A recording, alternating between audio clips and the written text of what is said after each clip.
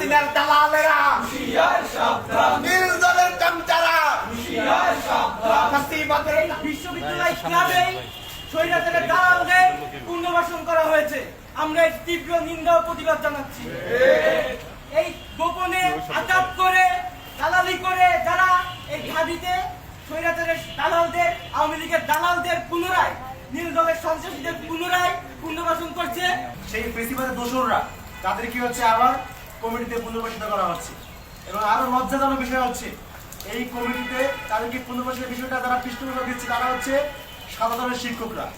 এটা আমাদের অত্যন্ত লজ্জার যে যারা হচ্ছে বিগত সময়গুলোতে আওয়ামী লীগের পক্ষে ন্যারেটিভ নির্মাণ করেছে, যারা ক্যাম্পাসে শিক্ষার্থী নির্যাতন করা হলেও চুপচাপ থেকেছে, বরঞ্চ চুপ থেকে এর পক্ষে বয়ান নির্মাণ করে এই অন্যায় অত্যাচারের পথকে আরো সুগম করেছে, সেই তাদের কি আবার 1 বছর পরে বিশ্ববিদ্যালয়ের মাটিতে পুনর্বাসিত করা হচ্ছে। আমরা শিক্ষার্থীরা কোনোভাবেই এই ধরনের অন্যায় আচরণ মেনে নিতে পারি না। এবং একই সাথে এটি আমাদের জুলাই গণঅভ্যুত্থানের যে স্পিরিট, সেই স্পিরিটে এক ধরনের গাদ্দারি করা হচ্ছে। এই গাদ্দারির প্রতিবাদে আমরা শিক্ষার্থীরা সবসময় ছিলাম, এখনো আছি, সামনেও থাকবো। বিভিন্ন জায়গায় প্রোগ্রাম করানো হতো। আপনারা দেখেছেন কারা এর জন্য দায়ী, কারা এই জিনিসটাকে জাস্টিফাই করেছে।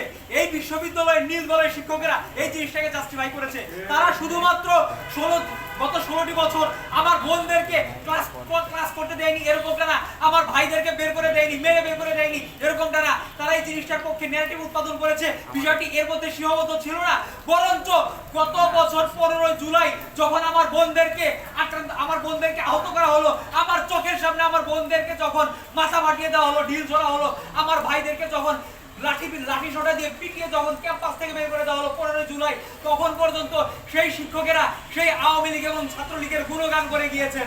আপনারা দেখেছেন এই শিক্ষকেরাই পরবর্তীতে 17 জুলাই যখন আমাদেরকে এই ক্যাম্পাসে আমাদেরকে গুলি করা হলো, আমাদের সামনে রাবার বুলেট নিক্ষেপ, আমাদের সামনে রাবার বুলেট দিয়ে গুলি করা হলো, আমাদের সামনে গ্রেনেড ছোড়া হলো, আমাদেরকে ককটেল বিস্ফোরণ করে আমাদেরকে আহত করা হলো, তখনও পর্যন্ত এই শিক্ষকেরা একটি বারের জন্য প্রতিবাদ করেনি। তারা বরাবরই চুপ ছিল, এমনকি তারা আমাদের বিরুদ্ধে পর্যন্ত অবস্থান নিয়েছিল। আপনারা দেখেছেন, আপনারা হয়তো নিশ্চিত থাকবেন যে যদি 5 আগস্ট এই স্বৈরাচারী সরকারের যদি পতন না হতো, তাহলে এই শিক্ষকেরাই আমাদেরকে, আমরা যারা এই গণ অভ্যুত্থানে এই বিপ্লবে অংশগ্রহণ করেছিলাম, তারা আমাদের বিরুদ্ধে অবস্থান নিত, তারা আমাদের বিরুদ্ধে প্রশাসনিক এবং একাডেমিক ব্যবস্থা গ্রহণ করত। আপনারা দেখেছিলেন 17 তারিখ যখন এই হল থেকে এই ক্যাম্পাস থেকে যখন ছাত্রলীগের জানোয়ারদেরকে বের করে দেওয়া হয়, তখন তারা বলেছিল যে আমরা নাকি হলগুলোতে ঢুকে নাকি 5 কোটি টাকার ক্ষয়ক্ষতি করেছি। আপনারা দেখেছেন এই শিক্ষকেরা, এই যে আজ যে সাদা দলের ভাই, আজ যে সাদা দলের শিক্ষকেরা, স্যারেরা, আপনারা যে এই স্বৈরাচারী শিক্ষকদেরকে সমর্থন দিচ্ছেন, আজ যে আপনারা তাদেরকে পুনর্বাসিত করছেন, গত 16 বছর তারা কি আপনাদের পাশে ছিল? আপনারা দেখেছেন গত জুলাই অভ্যুত্থানে, এমনকি গত 16 বছরে বাংলাদেশের প্রতিটি জেলায়, প্রতিটি উপজেলায়, প্রতিটি ইউনিয়নে পর্যন্ত বিএনপি বা জামাতের লোকজন যারা রাজনীতি করতেন, তারা ঠিক মতো তাদের বাড়িতে ঘুমাতে পর্যন্ত পারেনি রাতে। আপনারা কি সেই ইতিহাস ভুলে গিয়েছেন? আপনাদের ছাত্রদেরকে মারা হয়েছে, আপনাদের নেতাকর্মীদেরকে দেশের বিভিন্ন জায়গায় আক্রান্ত করা হয়েছে, তাদের বিরুদ্ধে মামলা দেওয়া হয়েছে, আপনারা কিছুই করতে পারেননি। এই কাজগুলোর পিছনে সবচাইতে বেশি ভূমিকা রেখেছে, ইন্টেলেকচুয়াল সাপোর্ট দিয়েছে, ন্যারেটিভ তৈরি করেছে, শেখ হাসিনাকে এটা বুঝিয়েছে যে আপনি বাংলাদেশের যাই করেন না কেন, ঢাকা বিশ্ববিদ্যালয়ে আমরা নীল দলের শিক্ষকেরা আপনাদের পাশে আছি। এই সাপোর্টটা আওয়ামী লীগকে যারা দিয়েছে, তাদেরকে কিভাবে আপনারা আজ পুনর্বাসিত করছেন? আপনারা দেখতে পেয়েছেন যে এই শিক্ষকেরা, এই নীল দলের শিক্ষকদের যাদের এই 15 জনের কমিটিতে 7 জনকে যাদেরকে স্থান দেওয়া হয়েছে, এদের মধ্যে এমনও আছে যারা নীল দলের সেক্রেটারি পর্যন্ত ছিল, এদের মধ্যে এমনও আছে যাদেরকে বিশ্ববিদ্যালয়ের তাদের নিজস্ব শিক্ষার্থীরা, তাদের ডিপার্টমেন্টের শিক্ষকেরা, তাদের ডিপার্টমেন্টের ছাত্ররা পর্যন্ত যাদেরকে বয়কট পর্যন্ত করেছিল। সেই ধরনের মানুষদেরকে, সেই ধরনের চাটুকারদেরকে, সেই ধরনের দালালদেরকে, সেই ধরনের ফ্যাসিবাদের ন্যারেটিভ উৎপাদনকারীদেরকে আপনারা কিভাবে পুনর্বাসন করেন? আপনাদের কাছে প্রশ্ন থাকবে। এমনকি আমাদের সর্বোচ্চ পর্যায়ের দাবি থাকবে এই কমিটি, এই দালালদের কমিটি অবিলম্বে বিলুপ্ত করা হবে এবং এই কমিটি যারা দিয়েছে এবং এই ফ্যাসিবাদের দোষরদেরকে যারা পুনর্বাসিত করেছে, তাদের বিরুদ্ধে ব্যবস্থা গ্রহণ করা হবে, তাদের বিরুদ্ধে তদন্ত করা হবে। গণরুম গেস্টরুমের মাধ্যমে শিক্ষার্থীদেরকে ছাত্রলীগ তাদের দাসে পরিণত করেছিল এবং ঢাকা বিশ্ববিদ্যালয়ের নীল দলের থেকে নিয়োগকৃত এই প্রভোস্ট এবং হাউস টিউটররা সেটা বৈধতা দিয়েছিল। কোন ধরনের বৈধ সিট আমরা শিক্ষার্থীরা পাইনি। আমরা একটি মাত্র সিটের জন্য শিক্ষা ছাত্রলীগের নেতাকর্মীরা শিক্ষার্থীদেরকে তাদের দাসের মতো ব্যবহার করতে বিভিন্ন প্রোগ্রামে নিয়ে যেত। এই যে বিভিন্ন দৃশ্য, এই দৃশ্য শুধুমাত্র হলে নয়, ডিপার্টমেন্টে ছাত্রলীগের নেতারা ক্লাস না করে তাদের রেজাল্টে ভালো থাকতো। কিভাবে থাকতো? এই নীল দলের শিক্ষকরা তাদেরকে বিভিন্ন ধরনের সুযোগ সুবিধা দিত। আমরা দেখতে পেয়েছি যখন জুলাই আন্দোলন চলছে, তখন শিক্ষকরা যখন প্রত্যয় স্কিম নিয়ে আন্দোলন করছিল, শিক্ষার্থীরা সেখানে সাধুবাদ জানিয়েছিল।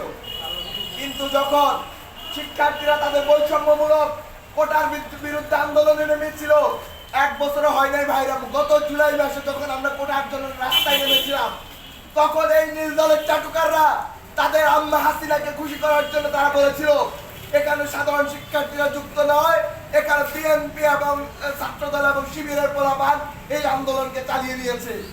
সেই নীল দলের শিক্ষকরাই যখন আমাদের উপর হামলা করা হলো, তখন সেখানে তারা কোনো রাস্তায় নেমে আসেনি, বরং তারা মেট্রো রেল কেন পুড়াইছে, ঢাকা বিশ্ববিদ্যালয় হলগুলোতে কেন ছাত্রলীগের নেতাদেরকে বের করে দেওয়া হয়েছে, তাদেরকে কেন ঢাকা বিশ্ববিদ্যালয়ের সম্পদের কিছু ক্ষয়ক্ষতি হয়েছে, সেগুলো তারা প্রতিবাদ জানিয়েছে।